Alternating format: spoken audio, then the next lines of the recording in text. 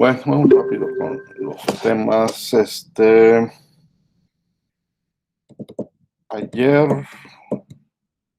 entregaron la tarea 3.3. Y bueno, rápidamente les voy a comentar lo que, si tenían dudas, lo que se espera, el tipo de respuestas que esperábamos, las opciones que teníamos. Voy a presentar la solución que preparé. Y bueno, si hay dudas, si hay comentarios, me lo hacen saber.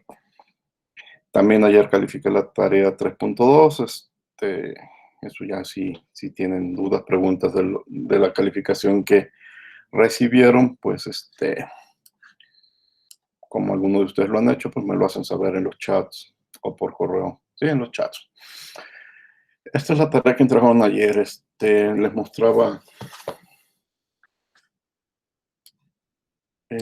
mostraba dos procesos. Un gas encerrado, el mismo gas. Los calentamos, tenemos la misma cantidad de gases, inicialmente el mismo volumen, pero uno de los calentamientos lo llevamos a cabo a volumen constante y el otro a presión constante. Es decir, en el primer caso un recipiente rígido, en el segundo un cilindro pistón, para poder controlar y mantener la presión constante. La pregunta era, ¿en qué proceso tendremos la mayor temperatura final? La mayor temperatura final la vamos a tener en el proceso 1. ¿Por qué? Porque la energía Q que gastamos se invierte exclusivamente en aumentar la energía interna del gas, mientras que acá en el proceso 2, parte de la energía se gasta en mover las fronteras del sistema y el resto en calentar las moléculas. Entonces, como del 100%, algún porcentaje se va a mover las fronteras del sistema, pues ya nos queda menos energía disponible para aumentar la energía interna de las moléculas y eso lo notamos nosotros con una menor temperatura. Entonces, temperatura 2 es menor a temperatura 1. ¿En cuál de los procesos es conveniente utilizar la entalpía para hacer cálculos? Pues en el 2, porque la entalpía incluye el trabajo de mover las fronteras, el trabajo PV.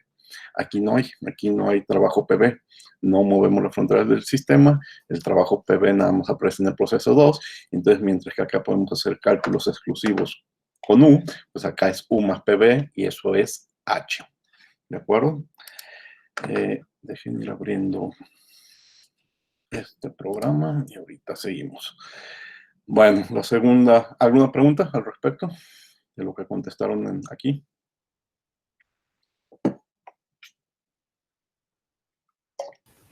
No, profesor. Bueno, continuamos. Aquí teníamos un lecho poroso, es decir, a media tubería encontramos un lecho sólido poroso, una especie de filtro, podremos decir.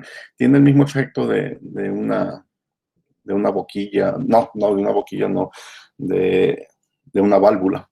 Entonces, la presión disminuye, la presión del fluido disminuye, ¿sí? Entonces, llega el fluido a alta presión, a la salida baja presión un bar, y nos preguntan qué pasa con la temperatura. ¿Se va a mantener? ¿Va a aumentar? ¿Va a disminuir? Lo primero es hacer un balance. No estoy en estado estacionario, entonces la ecuación de estado estacionario la quito. Digo, la parte de acumulación la quito.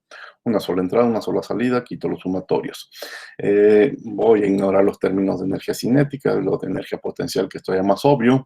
Aquí adentro en el sistema, pues no hay forma de hacer trabajo mecánico, tampoco hay forma de hacer trabajo de expansión o compresión, está perfectamente aislado, adiabático, no hay transferencia de calor, una entrada, una salida, el fluido entra con su entalpía, el fluido sale con su entalpía, entonces la conclusión muy, muy simple, pero a veces pensaríamos demasiado simple, es que las entalpías son iguales. ¿Sí? Es lo único que podemos concluir de este problema, en esta situación, si no hay otro detalle que nos digan que está sucediendo, las entalpías son iguales. La entalpía de entrada es igual a la entalpía de salida.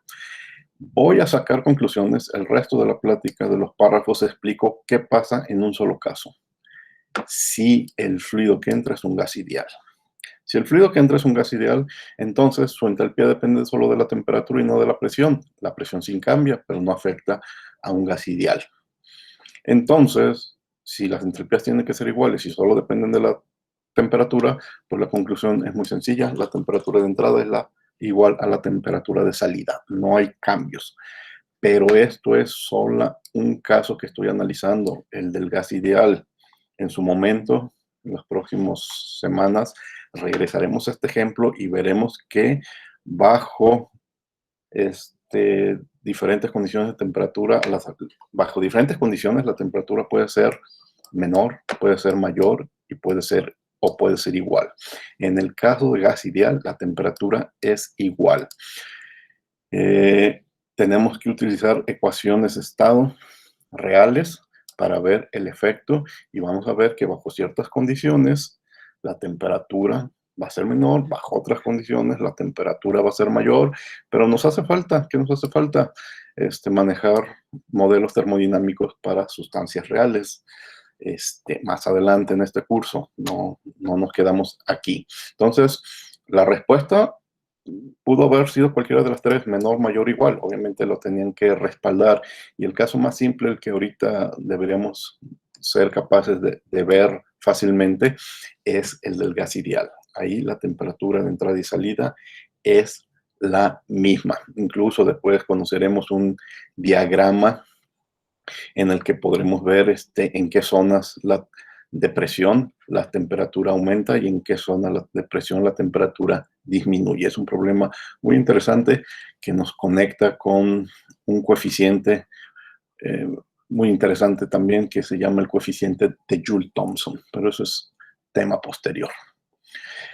Y la tercera pregunta también muy interesante, un gas va por una tubería, ¿sí? Y hay una válvula cerrada, entonces le bloquea su paso.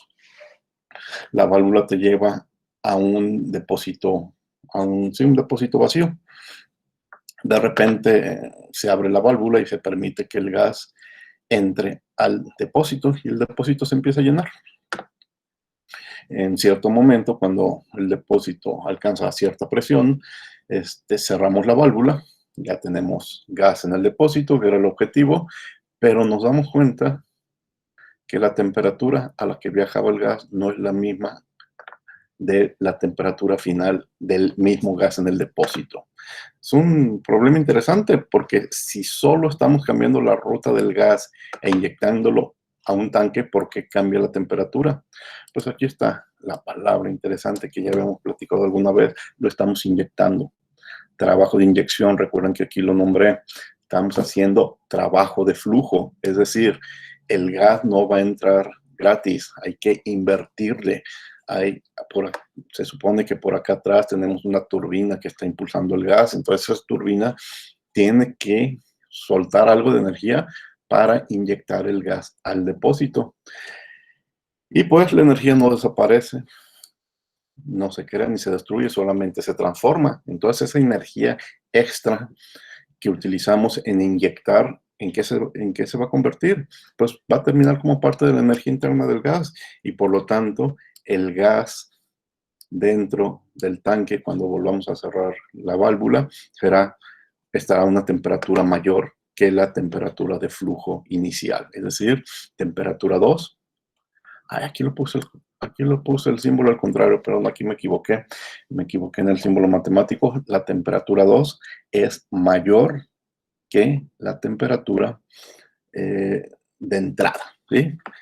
Después de hacer ese trabajo de inyectar el gas al tanque, queda mayor temperatura. La energía para inyectarlo, entre comillas, que la proporciona el compresor que impulsa el gas, termina como parte de la energía interna del gas y entonces por eso este gas termina a una temperatura mayor. Por ahí en el Sengel hay un problema, creo que, si no se me olvidan los números, este gas está a 400, 450 grados y hacen los cálculos y al final esta temperatura es como de 600 grados, es decir, sí recuerdo que es un incremento en ese problema de más de 100 grados. Todo es por el trabajo, más bien acá, el trabajo de flujo. Bueno, eso es más o menos el tipo de respuestas que espero hayan encontrado. ¿Algún comentario?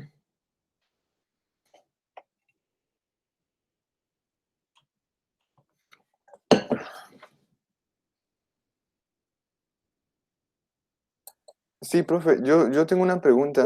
Sí, En, en, en el punto número 2, sí. ¿no habíamos quedado que para cancelar el primer término, todas las variables tenían que permanecer constantes? A ver, deja regresarme a a- al documento para ver de qué estás hablando. En el 2. Bien, ¿de cuáles términos te refieres? Ajá, ahí de la derivada con respecto del tiempo de la masa total por la energía interna. La de acumulación, Ajá, la de acumulación. era parte. ¿En qué habíamos quedado? En que no la podíamos tachar a menos de que todas las constantes estuvieran, en que todas las variables estuvieran constantes. Pero, sí lo están en el sentido de que ve, energía interna. Entra un fluido, imagínate incluso que no sé la respuesta si aumenta o disminuye la temperatura. Entra un fluido siempre voy a inventar un número, a 100 grados. Y acá siempre sale a 120. O entra siempre a 100 y aquí sale siempre a 90. O entra a 90 y siempre sale a 90. Entonces, respecto al tiempo no hay cambios. Entonces, esto se cancela.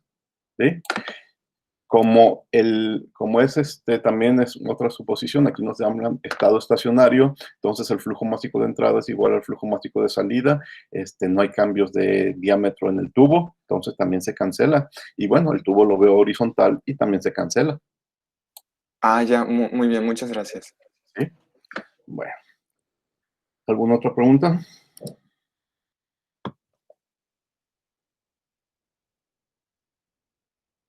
Bueno, vamos a pasar a los dos últimos ejemplos de balances de energía antes de hablar de dispositivos de proceso. Y precisamente un dispositivo de proceso pues va a ser ese lecho poroso.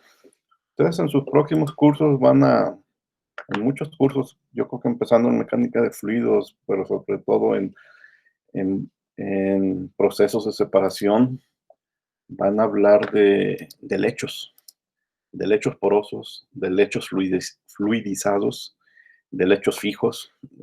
El uso de lechos es muy interesante en ingeniería química porque aprovechamos el área, el área libre del lecho para llevar a cabo operaciones de intercambio de masa o reacciones químicas.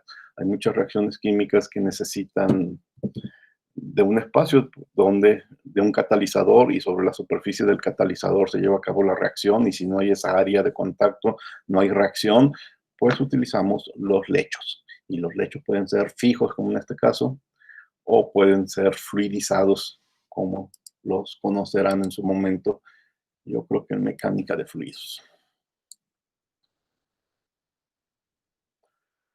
Bueno,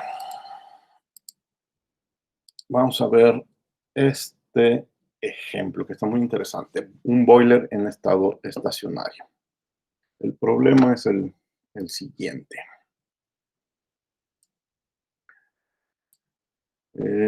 100 moles por minuto de etanol puro entra en un boiler, ¿sí? En estado estacionario, a presión de una atmósfera, 25 grados centígrados, y pues el boiler, su chamba es calentar ese fluido a presión constante, en este caso, para que salga a 100 grados centígrados. Entonces, de 25 grados centígrados nos va a llevar el etanol a 100 grados centígrados. Calcule la tasa de transferencia de calor hacia el etanol. Es decir, esta es la pregunta: ¿cuántos joules por segundo por minuto tengo que añadir para que al final mis 1000 moles por minuto estén saliendo 1000 moles por minuto, pero a 100 grados? Pues es un balance muy sencillo. Este estado estacionario, una sola corriente de entrada, una sola corriente de salida. Voy a calentar, sí. Aquí no hay trabajo ni de ejes, ni de expansión, ni de compresión. De nuevo, las velocidades, bueno, los cambios de energía cinética potencial despreciables, y me quedo nada más con las entalpías. Flujo másico de entrada es igual a flujo másico de salida. Factor común, me queda aquí un delta H más Q, despejo Q, y pues entalpía de salida menos entalpía de entrada, y se acabó. Aquí tengo un flujo másico, pero por el tipo de datos que me dan, lo cambio a un flujo molar, y pues utilizaré entalpías molares y se acabó. Así de fácil, aparentemente. Porque si yo hago esto, estoy mal. ¿Sí?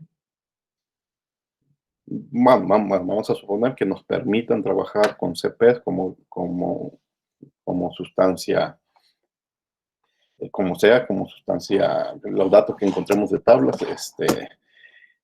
y que nos permiten trabajar con CP, pero esto está mal. ¿Por qué? ¿Alguien me puede decir por qué esto está mal? Hacer esto así, una sola integral, está mal hecho en este problema.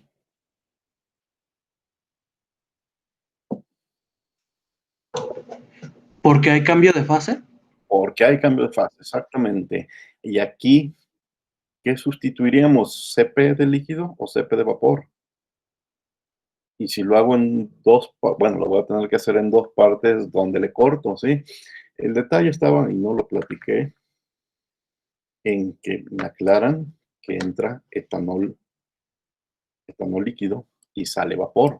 Entonces hay un cambio de fase y tengo que tomarlo en cuenta. Es decir, tengo que dividir esta integral en tres partes. Primero, de 25 grados centígrados como líquido, tiene que ir a no sé qué temperatura, donde cambia la fase. Y es 70, ya lo olvidé, déjenme adelantarme un poco, 78.4, ¿sí? Tengo que calentar el líquido de 25 a 78.4 grados. Ahí la primera gota de líquido empezará a pasar a vapor. Y entonces tengo que involucrar un delta H de reacción. Perdón, de reacción no, de vaporización. Invertir la energía necesaria para que la última gota de líquido pase a vapor. Seguiremos en 78.4 y entonces seguir calentando hasta que mi vapor esté a los 100 grados centígrados.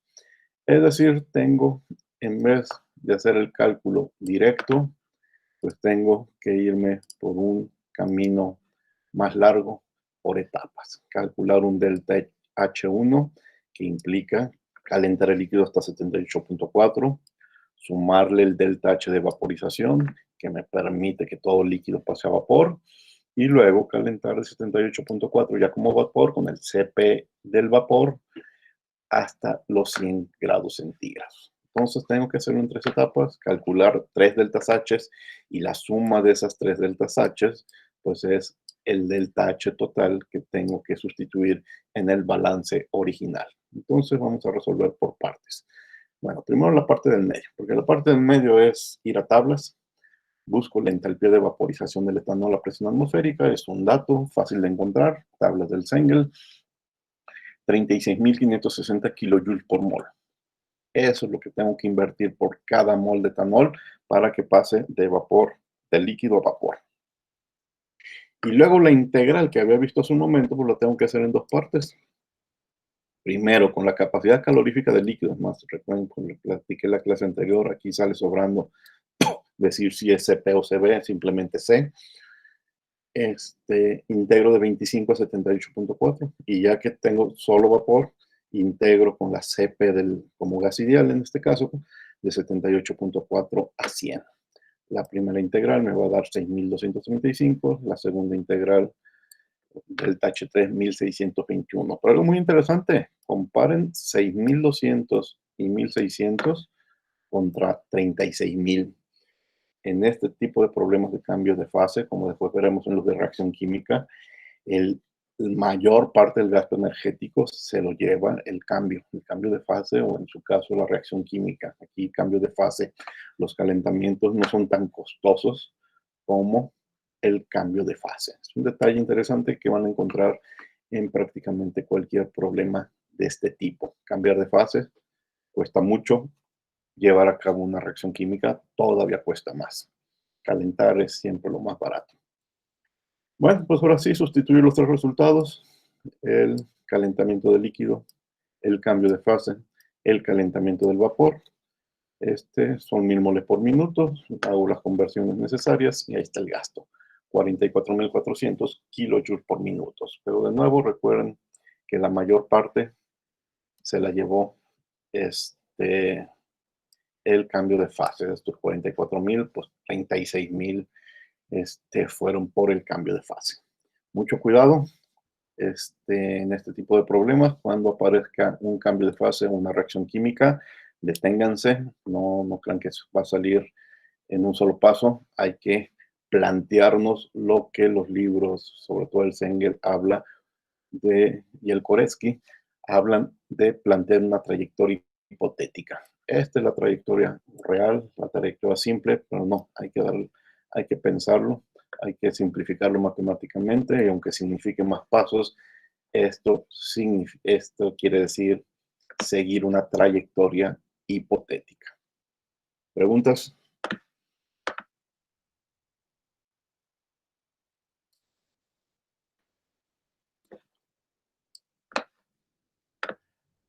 Yo no. Bueno, vamos al segundo ejemplo, el más aparatoso de esta unidad. Muchos detalles que tomar en cuenta en este siguiente ejemplo. Esta unidad la iniciamos con el pretexto de un cohete, ¿sí? De que el lanzamiento de un cohete podría ser un buen ejemplo para estudiar balances de masa y balances de energía. Bueno, pues vamos a cerrar esta parte de la unidad. Nos hacen falta problemas de dispositivos industriales, pero los ejemplos en los que me interesaba, sobre todo el balance de energía, pues lo cerramos con este problema de lanzamiento de un cohete. Vamos a ver de qué se trata. Tiene muchas simplificaciones, obviamente no vamos a hacer un balance real de lo que significaría un cohete. Nos dice que la carga de un cohete tiene una masa de 10.000 kilos. La carga, no, la carga no incluye el combustible, porque el combustible, ni siquiera, si es un cohete que va a salir de la Tierra, el combustible no va a salir de la Tierra. La masa del cohete sí, son 10.000 kilos.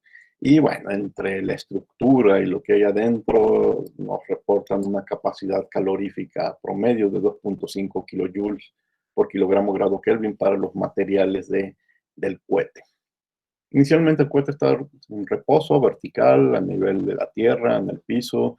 La temperatura del medio ambiente es de 10-25 grados centígrados. La presión atmosférica es exactamente un bar.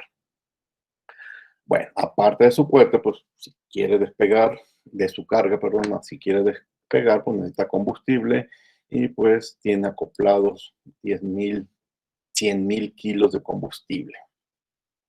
Y nos dicen que el combustible tiene una entalpía específica de 1000 kilojoules por kilogramo. Y bueno, vamos a suponer que esa entalpía específica la puedo tratar como una constante durante todo este problema, con lo que va a sucederle al combustible. El cohete despega, el combustible se va quemando poco a poco, se agota, pero es una reacción de combustión y la reacción de combustión produce gases de combustión. Vamos a simplificar el problema y suponer que esos gases de combustión solo están formados por vapor de agua y por dióxido de carbono. Y pues esos 100.000 kilos de combustible terminan en 30.000 kilos de vapor de agua y 70.000 kilos de dióxido de carbono. Esos gases de combustión son expulsados del cohete, salen, y aquí de nuevo vamos a hacer una suposición, a 25 grados centígrados, a presión atmosférica y a una velocidad de 15 kilómetros por segundo.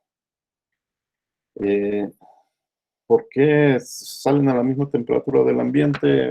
Bueno, ahorita vamos a hacer unas simplificaciones y a tratar de justificar estos datos, sobre todo este dato que podría parecer eh, muy bajo. Les repito, es una simplificación. Cuando la última gota de combustible se quema, el cohete ya se encuentra 5 kilómetros por encima de la Tierra. Y la temperatura del cohete a esa altura, de la carga del cohete, pero bueno, pensando el exterior de la superficie del cohete, ya alcanza los 250 grados centígrados. La pregunta, aparentemente muy sencilla, ¿cuál es la velocidad del cohete en ese punto? 5 kilómetros arriba de la Tierra. Obviamente, todavía trae impulso para seguir su camino y seguirle y salir de la Tierra, de los efectos de la atmósfera, pero a 5 kilómetros por encima, ¿cuál es su velocidad? Bueno, tenemos que hacer algunas simplificaciones para que esto no sea muy complicado. Los gases de combustión salen continuamente durante el lanzamiento. Eso es obvio, desde que se mueven los primeros metros, pues es obvio que es por el impulso de sus gases de combustión. Pero vamos a suponer que la mayor parte se quema cerca de la superficie. ¿Qué tan cerca? Para simplificar cálculos, vamos a suponer que la altura promedio a la cual se eliminan esos gases es a 0.5 kilómetros. Bueno, eso es una simplificación, podrían decir algo burda, pero no funciona para dar un primer resultado. Porque también en el párrafo anterior, en los párrafos anteriores me decía que la última gota se agota cuando está a 5 kilómetros por arriba. Bueno, aquí estoy hablando de una altura promedio. Vamos a suponer que en promedio gastamos todo el combustible a medio kilómetro por encima de la Tierra. Entonces, con eso también justificamos el que todavía la temperatura de sus gases sea baja. Bueno, vamos a suponer que el cohete es adiabático y que no se hace ningún trabajo de eje. En los videos que ustedes vieron sobre cohetes, ustedes saben que la tecnología para llevar a cabo las reacciones de combustión dentro de un cohete sí implica trabajo de eje dentro del cohete. Ahí hay muchos conductores, difusores que aceleran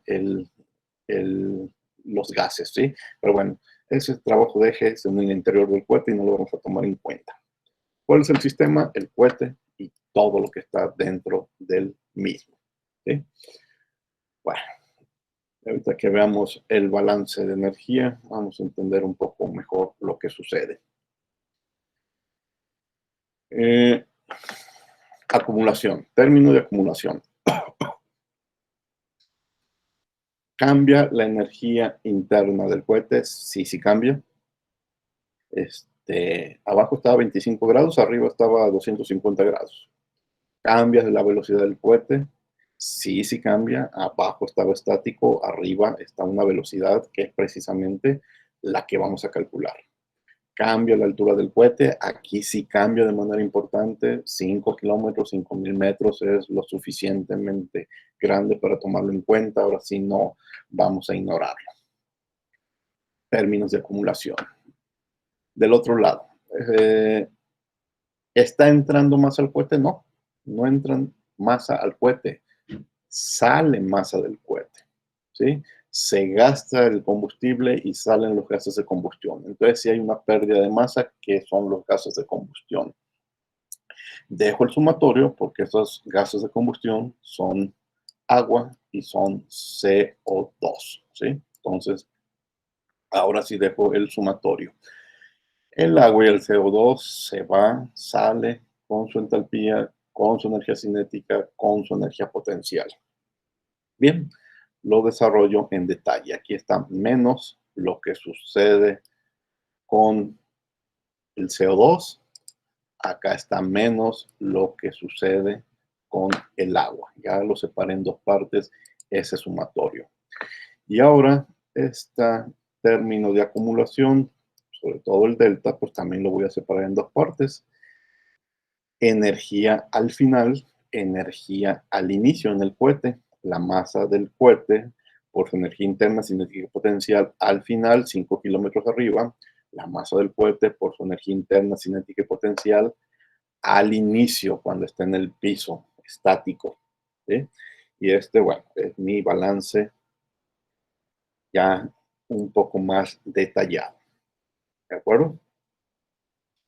Vamos a ver qué conozco, qué desconozco, qué me preguntan, y a dónde voy a buscar datos que me hagan falta. Bueno, esta es la misma ecuación. Una aclaración. ¿Cuál es la masa final? La masa final es la masa de la carga, nada más. Ya no hay combustible, ya no hay gases de combustión. Mientras que la masa inicial es la masa de la carga más la masa del combustible, ¿sí? Esta M no es la misma a la final que la inicial. Al final ya no hay combustible, entonces nada más hay carga. Al inicio hay carga más combustible. Entonces tengo dos energías internas que tomar en cuenta. La energía interna de la carga, la energía interna, la misma de la carga al final, al inicio, pero también la energía interna del combustible. Y si se fijan, al final estoy dejando la velocidad, porque esa es precisamente la pregunta, la velocidad, la altura, porque estamos 5 kilómetros arriba, pero de aquí lo quité. Eso es fácil de entender.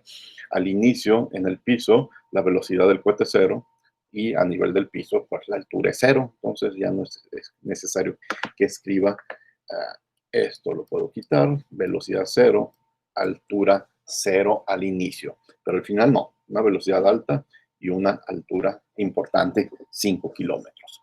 El resto quedó igual. Bueno, ahora sí vamos a preguntarnos qué tenemos y qué nos hace falta. Vuelvo a escribir la misma ecuación de hace un momento. Y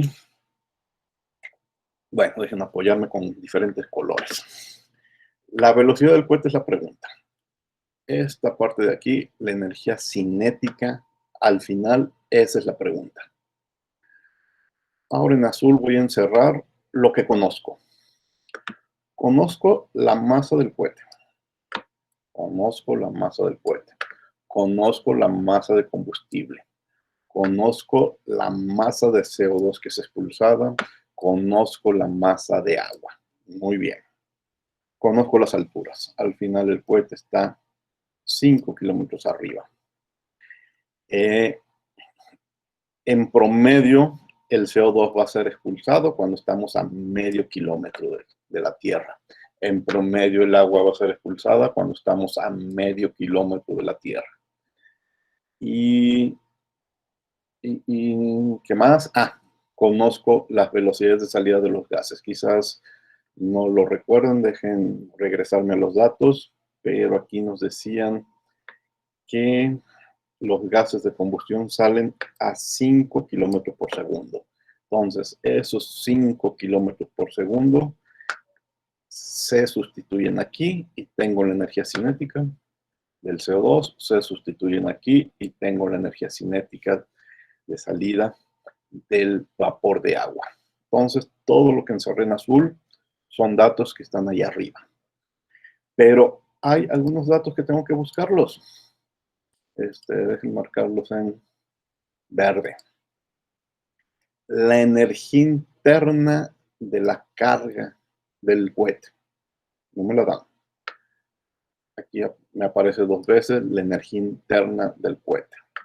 La energía interna del combustible. Si recuerdan, me dieron una entalpía del combustible, pero no una energía interna.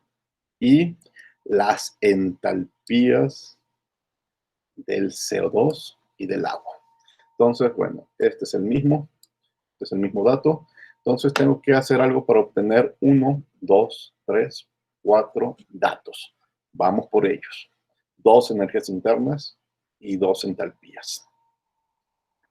Entalpía de los gases, eso es lo más fácil. De tablas, vamos de nuevo a simplificar. Tablas para gases ideales, a las condiciones de salida, de temperatura de 25 grados, de bueno, condiciones simplificadas. Voy a tablas, en las tablas donde salen estos valores, unas tablas que me da las entalpías por unidad de mol, hago la conversión para tener el dato por kilogramo de CO2 y por kilogramo de agua. Este par de datos muy sencillos, ir a tablas para el CO2, ir a tablas para el agua como gas ideal. Ya tengo las dos entalpías, me faltan las dos energías internas. Bueno, recuerden de la clase anterior, la energía interna, no, antes, se trata de un líquido. Entonces, ¿qué habíamos dicho en la clase anterior? Para líquidos y para sólidos sale sobrando materiales prácticamente incompresibles. Pues es lo mismo la entalpía que la energía interna, porque son prácticamente incompresibles. Me dan la entalpía de ese combustible, me dicen que la puedo tratar como una constante durante todo el proceso, 1000 kilojoules sobre kilogramos, pues eso es aproximadamente igual, con muy poco error, a la energía interna del combustible, los mismos 1000 kilojoules por kilogramos. Muy bien, ya tengo tres datos. Ya nada más me hace falta discutir cómo calcular la energía interna del cohete, el cohete sólido.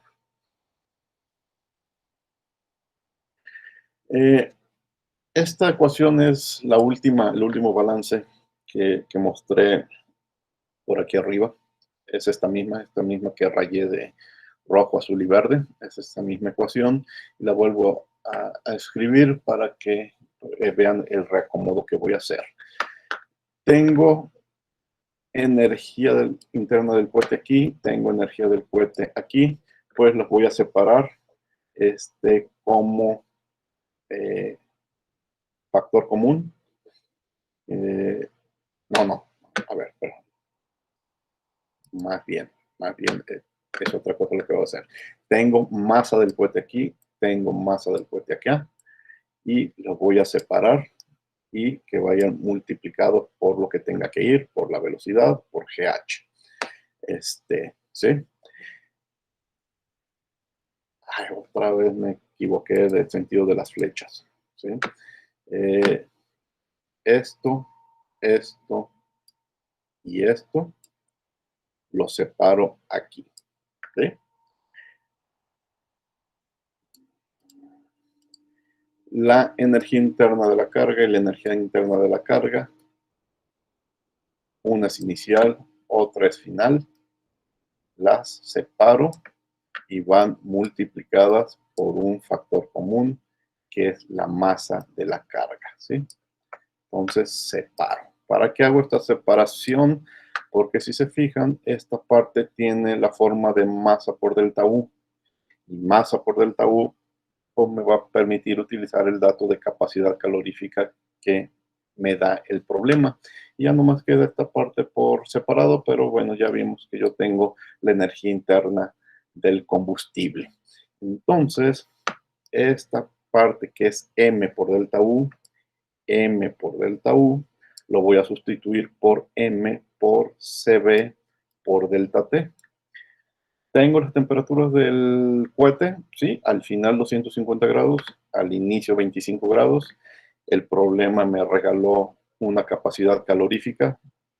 Le borro lo de C porque es sólido, lo de B. Yo nomás le escribiría la C, es una capacidad calorífica constante. Tengo la masa del cohete y entonces esta parte la sustituyo aquí. Y ahora sí, ya conozco todo. Las masas, bueno, esta es la pregunta. Las alturas, las masas, las energías internas, la masa, la energía interna, las masas de los gases, las entalpías de los gases, las velocidades de salida de los gases, las alturas en las que escapan los gases. Ya tengo todo. Sustituyo y despejo la velocidad final. Bueno, ya no lo hago en detalle. Sustituyan y encontrarán que el cohete a 5 kilómetros por encima de la Tierra ya alcanzó una velocidad de 11.600 kilómetros por segundo. Muchos detalles en nuestro problema. Preguntas. Muchas suposiciones sobre todo. suposiciones son las que tenemos que aprender a hacer de manera inteligente, ¿sí? Muchas veces dicen, bueno, ese es un gran error, pero no me queda otra opción. Pues hago la suposición. Sí, si de verdad estoy seguro que no me queda de otra, hago la suposición, pero eso sí, una nota siempre allí que diga, bueno, estoy suponiendo tal cosa por tal razón. Si quisiera un cálculo un poco más exacto, debería de tener esta otra información, pero no la tengo, ¿sí? Siempre hay que aclarar en tus problemas, las razones de las suposiciones que haces, ¿sí? Es válido, pero tienen que estar fundamentadas. ¿Alguna pregunta?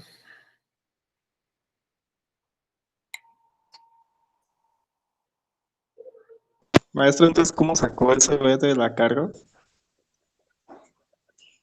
¿El qué, perdón?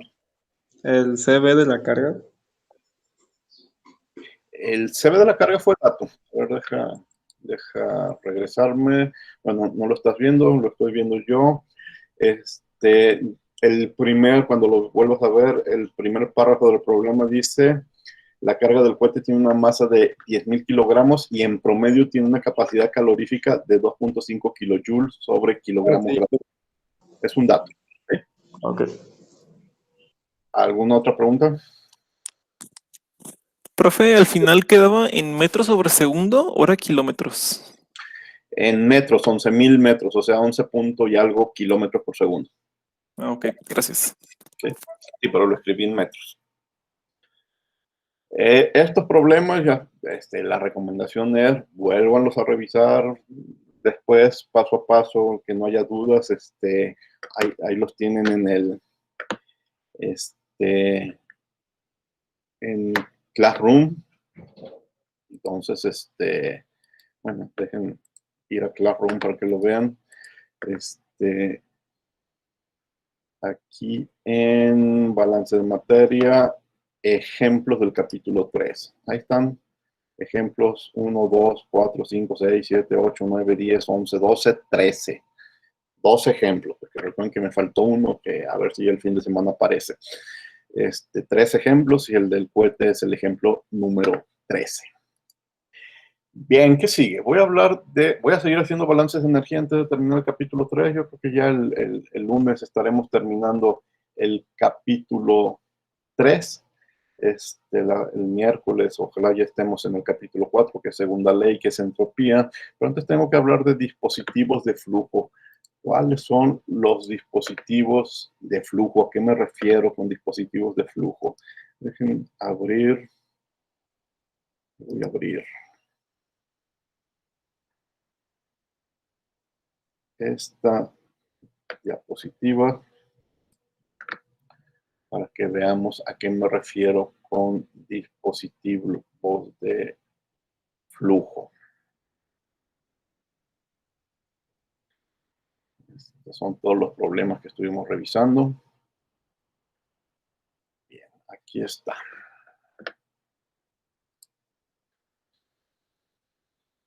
Los dispositivos de flujo que más interesan en una industria de transformación, son las válvulas, las toberas o difusores. Ahorita explico la diferencia que algunos libros marcan entre la palabra tobera y la palabra difusor. Las válvulas, las toberas, las bombas, las turbinas, los compresores, los intercambiadores de calor, que pueden ser de una sola corriente o de corrientes que se encuentran a contracorriente, ¿de acuerdo? O sea, un calentador como un boiler o un intercambiador, como ahorita veremos unas imágenes de tubo y coraza. Aquí que me hace falta posiblemente válvulas, toberas, bombas, pues el problema que tuvieron de tarea del hecho. Ahorita también lo platicamos de ese aparato, esa boquilla reductora de presión. Estos son los símbolos clásicos que utilizamos para bombas, compresores. Un detalle muy interesante es bombas y compresores son dispositivos que consumen energía y esa energía se le añaden al fluido. En cambio, turbina es un dispositivo que se hace de energía, genera energía, le quita energía al fluido, ¿sí? Son aquí dos familias de dispositivos. ¿Cuál es la diferencia entre bomba y compresor si ambos consumen energía y se le añaden al fluido? Bueno, bomba es el nombre que utilizamos comúnmente cuando el fluido es un líquido y compresor es el nombre que utilizamos cuando generalmente el fluido es un gas. Aquí incluso podría haber podemos hablar de un tercer dispositivo que son los ventiladores. Recuerden que hay ventiladores industriales y añaden energía al fluido, lo ponen en movimiento. ¿Cuál es la diferencia entre un ventilador y un compresor? Pues el ventilador solamente funciona o es útil a presiones muy bajas, a deltas P muy bajos, y el compresor ese sí te puede subir la presión de tu gas muy alta, ¿sí? Entonces, podemos de dispositivos que consumen energía y que se le añaden al fluido, están las bombas, los compresores y los ventiladores. Y las que la extraen para aprovecharlo en algo más como generar electricidad, pues están las turbinas. Aquí voy a mostrar algunas fotografías de estos dispositivos industriales. Todas estas son válvulas industriales de diferentes tipos, válvulas bueno, aquí la división no es estricta, unas están divididas por el material que están hechas, otras por la forma en que operan, válvulas de operación neumática, válvulas mariposa, válvulas de operación eléctrica, y bueno, el resto pueden ser neumáticas o de mariposa o de bola, pero está dividido por su material, pueden ser de hierro, de bronce, de nylon, de acero inoxidable, de fierro dúctil, de hierro forjado, etc. ¿Sí? Es todo un mundo el de las válvulas. Volverse experto en válvulas es estudiar y tomar cursos muy especializados al respecto. Aquí hay otra división de válvulas que me encontré.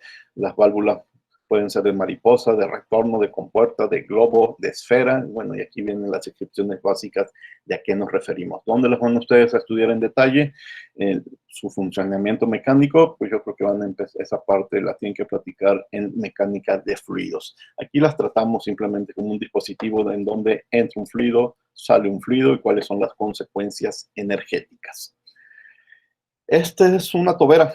Es una tobera, si se fijan, bueno, aquí tenemos un área de entrada grande y aquí tenemos un área intermedia menor, entonces hay una diferencia de área y esa diferencia de áreas nos va a permitir acelerar un fluido. Esta tobera industrial está enorme, pero para diferentes aplicaciones tenemos diferentes tamaños de toberas, depende en qué la vayamos a aplicar, pero todos estos son ejemplos de toberas o difusores. Ahorita platico, por ejemplo, para Zenger, cuál es la diferencia entre una tobera y un difusor. Bueno, aquí está, sin utilizar el nombre, las toberas pueden ser divergentes o convergentes. Cuando en el sentido del fluido el área de salida es mayor que el de entrada, es una tobera divergente, ¿sí? Cuando en el sentido del fluido el área de salida es menor que el de la entrada, entonces es una tobera convergente. Aquí, en el caso de agua, la velocidad disminuye. Aquí, en el caso de agua, de un líquido, la velocidad aumenta. Dirán, ¿por qué hago la aclaración que en el caso de un líquido? En el caso de un gas, sucedería lo mismo. Disminuye y aumenta, disminuye en las divergentes y aumenta en las convergentes si el gas se mueve a una velocidad subsónica, pero si ya estamos hablando de gases que se mueven a velocidades supersónicas, entonces sucede lo contrario, en la divergente aumenta y en la convergente disminuye, pero eso lo van a revisar también en mecánica de fluidos. Bueno, eso espero. Cuando yo daba ese curso sí lo revisábamos. Aquí ejemplos de bombas, bueno, bombas para agua, bombas para diferentes fluidos. Vean este anuncio, diferentes bombas para mover agua, periféricas, centrífugas, centrífugas de eje libre para piscinas, sumergibles, de pozo, etcétera.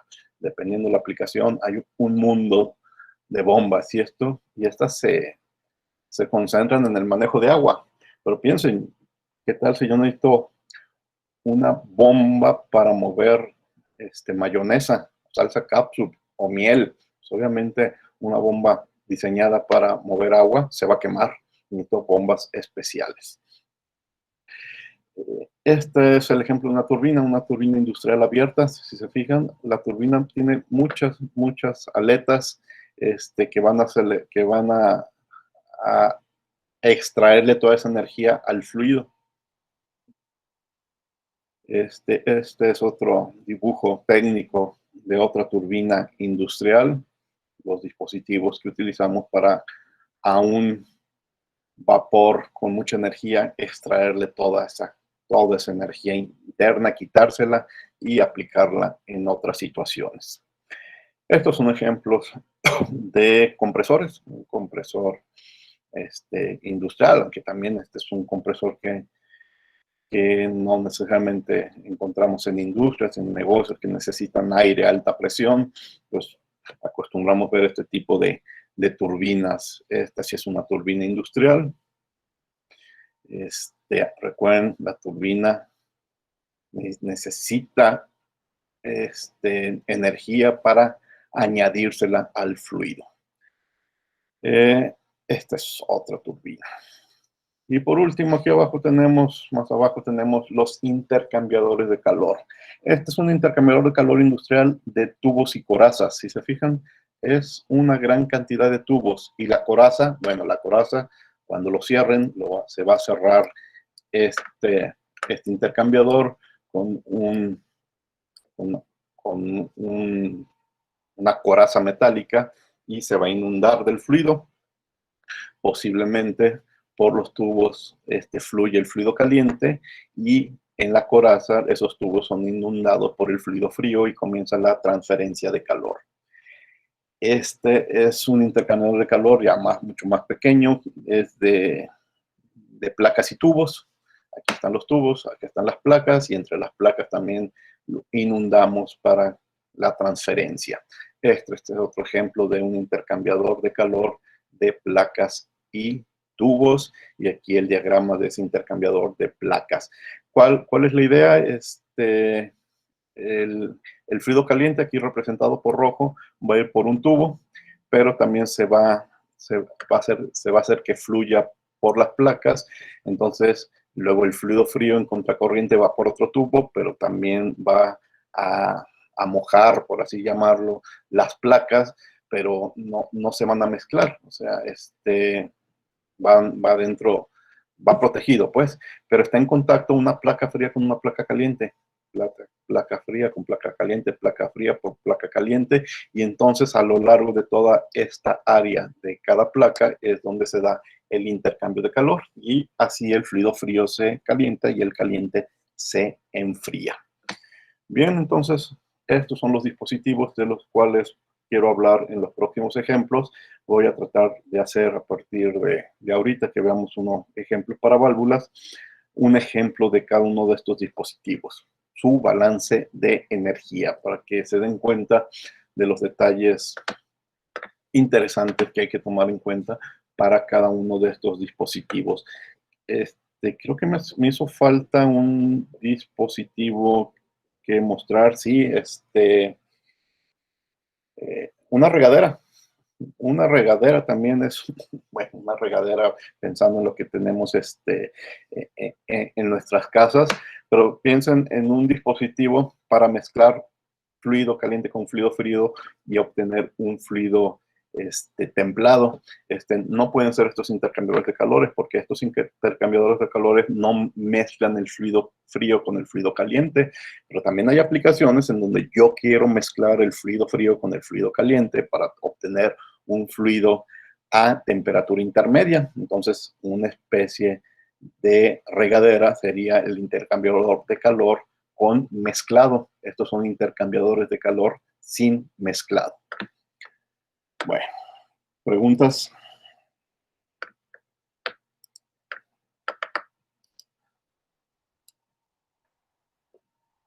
Preguntas de lo que son estos dispositivos de proceso que vamos a estudiar. No, profe, todo bien. O bien. Revísanos con mucho detalle después los ejemplos y hagan muchos ejemplos. El tema de turbinas, compresores y bombas es muy, muy importante. Es a lo que más hay que darle importancia. Si se dan cuenta cuando revisan libros como el Fengel, pues hay muchos problemas resueltos y muchos problemas propuestos de bombas, turbinas y compresores. Bueno, vamos ahora a presentar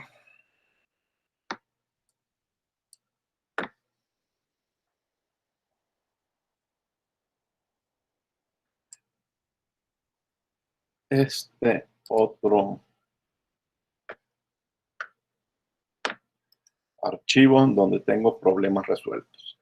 Para problemas resueltos, lo que hice es o lo que voy a hacer, porque hoy vamos a comenzar, pero no vamos a terminar hoy, es simplemente en este PDF pegar problemas resueltos del Cengel, ¿sí? Es lo que les pido que revisen paso a paso. Pero bueno, les voy a platicar yo los problemas resueltos del Cengel, de una de las ediciones del Cengel, y ustedes después los vuelven a revisar y se ponen a hacer problemas por su cuenta. Entonces vamos a revisar lo que les decía: tuberas y difusores, turbinas, compresores, bombas. Me hizo falta las válvulas de estrangulamiento, ya las platicaremos el lunes. El intercambiador de calor pueden ser las que mezclan flujos, las que no mezclan flujos. Y algo que no nombré, porque no lo voy a incluir en este curso, son las tuberías y los ductos.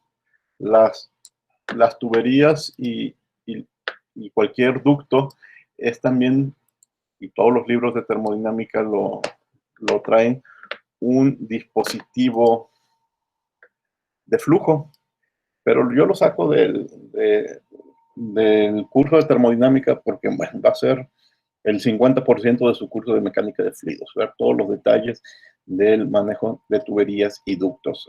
Si es necesario en este curso hablar de tuberías y ductos en algún momento, pues daremos las explicaciones necesarias, pero esto lo reservamos para su curso de mecánica de fluidos, donde tienen que ver con todo el detalle posible este tema, tuberías y ductos. Para eso es ese curso. Toberas y difusores.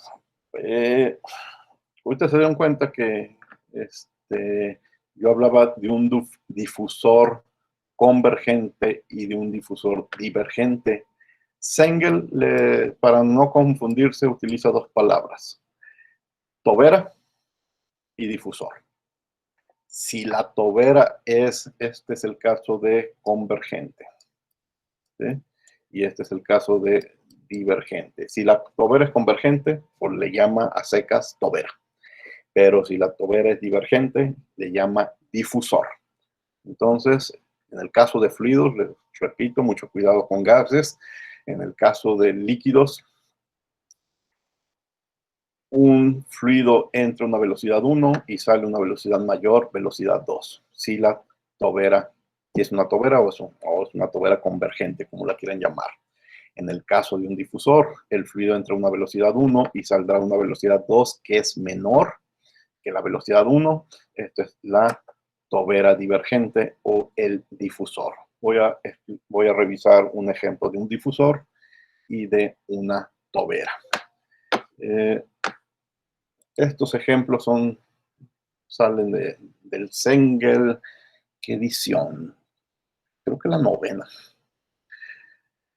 Aire a 10 grados centígrados y 80 kilopascales entran en un difusor, ¿sí? A la velocidad de 200 metros por segundo. El área del difusor no la dan, 0.4 metros cuadrados, y el aire sale del difusor a una velocidad pequeña. Ya vimos, del difusor disminuye la velocidad. Determina el flujo másico del aire y la temperatura a la salida, ¿sí? Estado estacionario. El aire lo vamos a tratar como gas ideal. No hay acumulación de energía ni de masa. Las energías potenciales son 0. La transferencia de calor es despreciable. la energía cinética a la salida es despreciable, pero no a la entrada. Bueno, el mismo problema lo dice, la velocidad de la salida es muy pequeña, ¿sí? Y no hay trabajo mecánico. Antes del balance de energía, revisan las cuestiones de masa. Si lo tratamos como un gas ideal, tengo la presión y la temperatura, podré calcular un flujo volumétrico. El flujo volumétrico por el área entre el volumen específico y tendré un flujo másico, y flujo másico del aire es lo que necesito para sustituir en el balance de energía. Y ahora sí, después revisan el balance de energía. Y en esta parte me quiero detener porque todos los ejemplos anteriores que he mostrado, los he sacado de uno de los libros que les puse en la bibliografía, el DAM. El DAM, su estrategia es: escribo todo el balance y empiezo a tachar lo que no está. Pero pues no es la única estrategia para resolver un problema. Vean la estrategia del Sengel. Este problema es del Sengel. Sengel dice: a mí no me gusta escribir. Yo simplemente voy a escribir 3 términos: energía que entra, energía que sale, acumulación de energía. Y me voy a empezar a hacer preguntas de qué existe dentro de este término, qué existe dentro de este otro y qué existe dentro de este otro, ¿sí? Y así de fácil, mentalmente, hacen un recorrido. Por ejemplo, acumulación, estado estacionario, fácil, 0. 0 y se acabó, ¿sí? ¿Qué entradas de energía hay en este problema? ¿Entra energía por calentamiento? No. ¿Entra energía por trabajo mecánico o trabajo de compresión o expansión? No. ¿Entra energía porque entra algún material al dispositivo? Sí. ¿Esa energía, ese aire, entra con su entalpía? Sí. ¿Ese aire entra con su energía cinética? Sí. ¿Ese aire entra con su energía potencial? Despreciable. Todo en la cabeza. Luego la salida.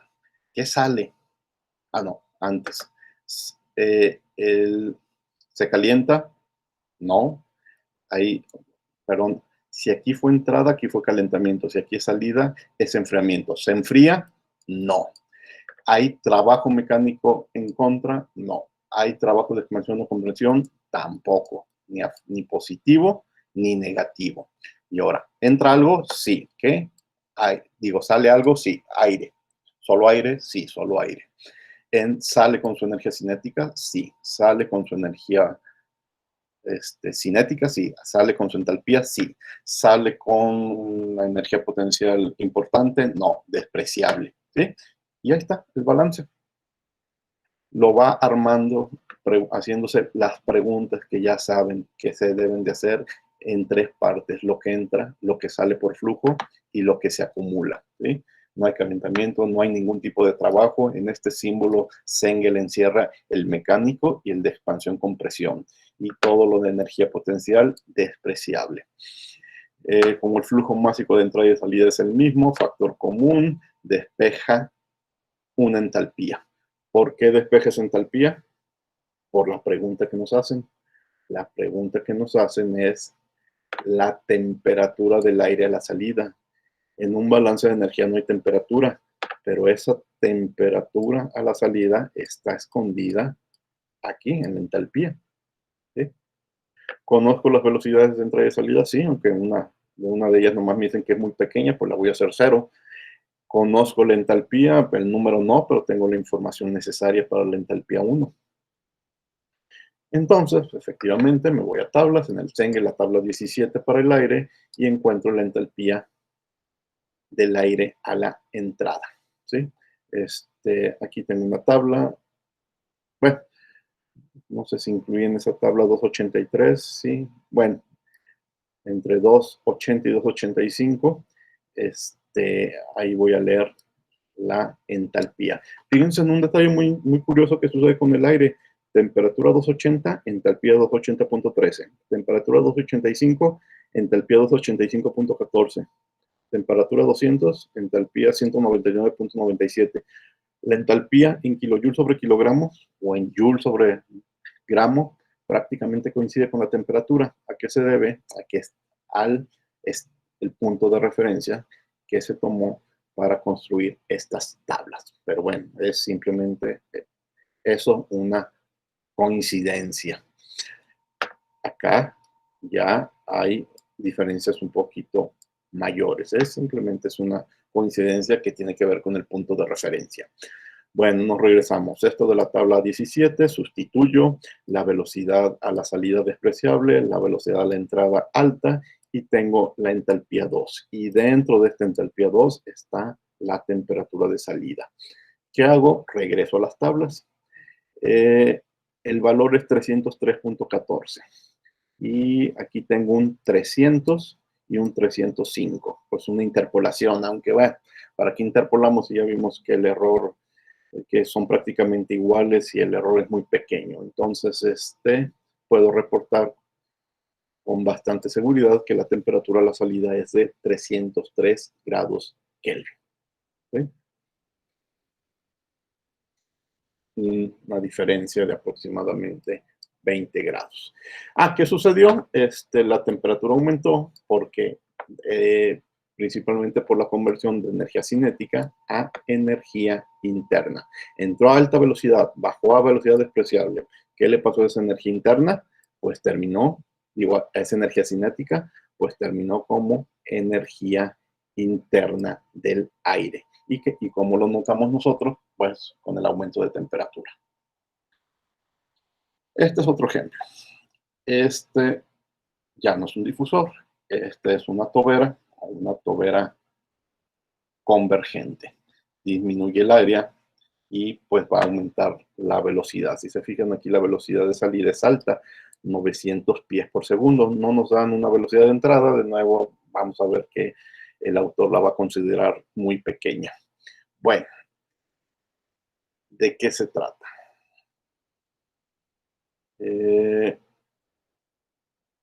Vapor a 250 psi y 700 grados Fahrenheit entra a una tobera cuya área de entrada es 0.2 pies cuadrados. El flujo másico es de 10 libras por segundo, están entrando y saliendo, estado estacionario, 10 libras masa por segundo. El vapor sale de la tobera a 200 psi, si se fijan, disminuye la presión por esa disminución de área para que se conserve la energía. Y nos dicen que, bueno, la tobera no está perfectamente aislada, entonces hay una pérdida de calor hacia los alrededores de 1.2 BTUs por libra masa. Preguntas. La velocidad a la salida, la vamos a calcular, no la vamos a considerar despreciable. La velocidad a la salida y la temperatura a la salida. Muy bien, esas son las dos preguntas. Suposiciones, estado estacionario, no hay acumulación ni de masa, ni de energía, no hay trabajo ni mecánico, ni de compresión, expansión, y los términos de energía potencial los vamos a despreciar, muy, muy pequeños. Primero, el balance de masa. Yo sé la presión y la temperatura del fluido a la entrada. Entonces me voy a tablas y su volumen específico y su entalpía.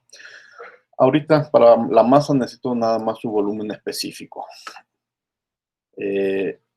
Velocidad por área entre volumen específico es flujo másico. Es la misma ecuación que utilizamos en el problema anterior. Tengo el flujo másico. Tengo el volumen específico que salió de tablas. Tengo el área del conducto a la entrada, pues despejo la velocidad y este vapor está entrando a 134.4 pies por segundo. Bien, se acabó la parte de masa, de balance de masa que me interesa y me voy al balance de energía. Y de nuevo, el estilo de Sengel de hacer sus balances.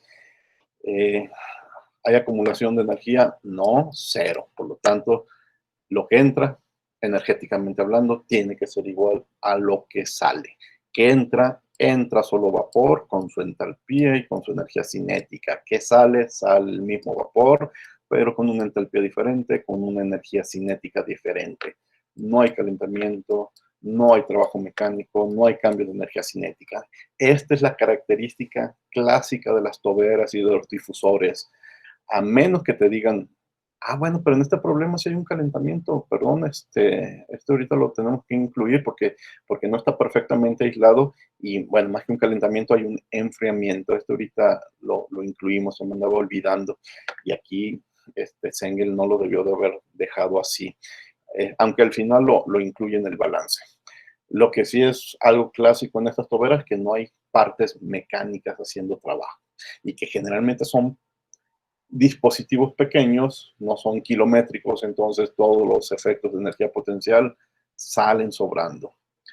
Miren, aquí está el error. Estaba haciendo yo caso a Sengel, no es cierto, esta parte sí existe. Sí existe, pero ¿saben qué? Aquí está. Sí existe, es 1.2. Entonces, olvídense de esa cruz la voy a corregir. Tengo todos los datos. De tablas, la entalpía del vapor a la entrada. De datos del problema, el calor que se pierde por las fronteras. Ahora diríamos, a ver, 1300 del fluido caliente y le quitas nada más 1.2 porque tu aparato no está aislado, pues es prácticamente despreciable, pero existe, ¿sí? Y las velocidades, ya tenemos la velocidad a la salida y a la entrada, ya la calculamos en el balance de masa, sustituimos el cuadrado, las conversiones de unidades necesarias y encontramos que la entalpía es de 1354 BTUs por libra. De nuevo, esto no es la pregunta es la temperatura, pero la temperatura está dentro de ese 1300. Me regreso a tablas, a la presión del fluido a la salida y con la entalpía cruzo este par de datos en las tablas y encuentro la temperatura. Esta es la parte cuando les digo el manejo de tablas, es algo que tenemos que practicar mucho porque tienen que buscar datos rápido y bien, ¿sí? Este es un solo paso en un problema un poco más complejo, ¿sí? Un solo paso fue ir a tablas para darnos cuenta que el vapor sale a 662 grados Fahrenheit. Ahora, el delta T fue de 38 grados Fahrenheit y la conversión, similar al problema anterior, hubo una conversión de energía interna a energía cinética, lo contrario del problema del difusor, que fue conversión de cinética a interna. Ahora, aquí el error de tacharlo, bueno, dice, bueno, un error pequeño. La pérdida de calor es muy pequeña para causar algún efecto significativo. Después ustedes practican, busquen 662 con y sin el 1.2 y van a ver que van a caer al mismo resultado al 662. Entonces, prácticamente despreciable. ¿Preguntas?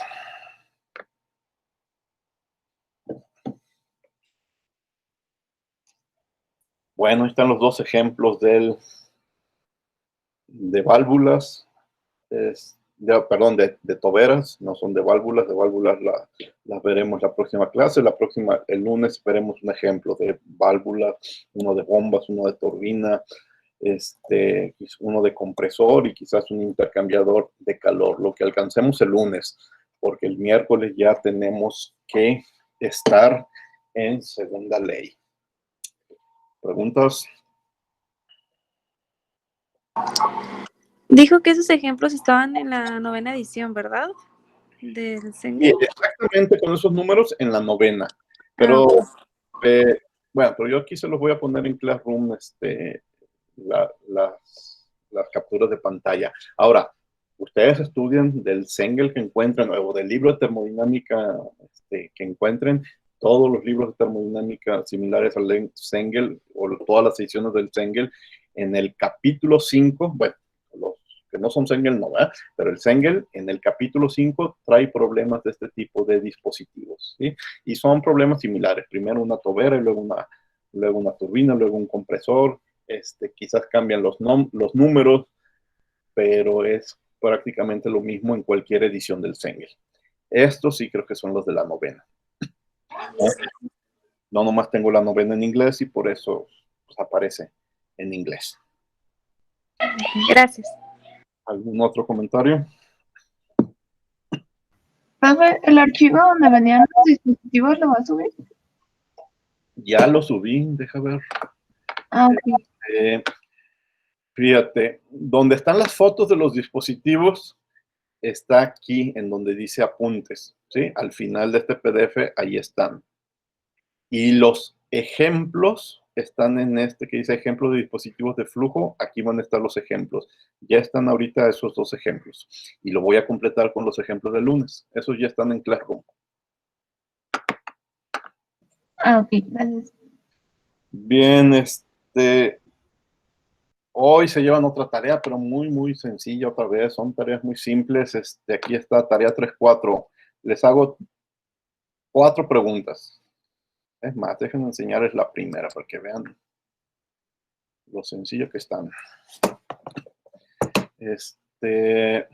Ahorita les mando el password. Sí estoy compartiendo, ¿verdad? Sí. Preguntas, por ejemplo, les enseño la primera. Considere un dispositivo con una entrada y una salida. Si los flujos volumétricos a la entrada y la salida son iguales, el flujo de este dispositivo necesariamente es estable, es estado estacionario, o cabe la posibilidad de que sea estado no estacionario. Si no, ¿por qué? Entonces, una explicación, 3, 4 renglones y así otras 3 preguntas de un caso, se lo imaginan, les pregunto si es posible o no es posible y ustedes me dan su explicación. Esa es la tarea que se llevan para el fin de semana. Ahorita que termine la sesión de video, les escribo el password en el chat. ¿Alguna otra pregunta antes de despedirnos? No, profe. ¿Todo bien? Sí, profe. Los comentarios privados que nos pone que, pues, por ejemplo, que para corrección o algo, ¿los tenemos que corregir o ya o nomás con tenerlos? Miren, lo que he hecho hasta ahorita, ¿en qué tarea fue? En la de Excel, sí di chance, sí di oportunidad, incluso ahorita, si alguien no lo hizo, me lo puede comentar, de que lo corrigieran, ¿sí? Ahí sí. En las de preguntas directas, pues les hago los comentarios, pero ahí ya no hay, como ya lo platiqué en clase, ya no lo pueden corregir. Cuando volvamos a hacer otro de trabajar un Excel, pues, y cada quien puede tener una versión diferente para lo mismo, pues ahí sí, si les hago algún comentario, pues sí les podría estar dando la oportunidad de corrección, ¿de acuerdo? Pero los de preguntas directas que luego aquí las comentamos, pues ya no, ¿de acuerdo? Ok, gracias. Por cierto, alguien de ustedes, no recuerdo quién, me mandó su archivo corregido y no me he dado tiempo de revisarlo, lo hago este fin de semana. Si alguien más considera que tiene que explicarme qué hizo y yo no lo entendí, pues todavía este fin de semana lo pueden hacer, ¿sí? Ya como última oportunidad. Bueno, dejen terminar la grabación, detener la grabación para ver que de nuevo le quedó a Nadia. Nadia, por favor, te lo encargo. Sí, ya está bien.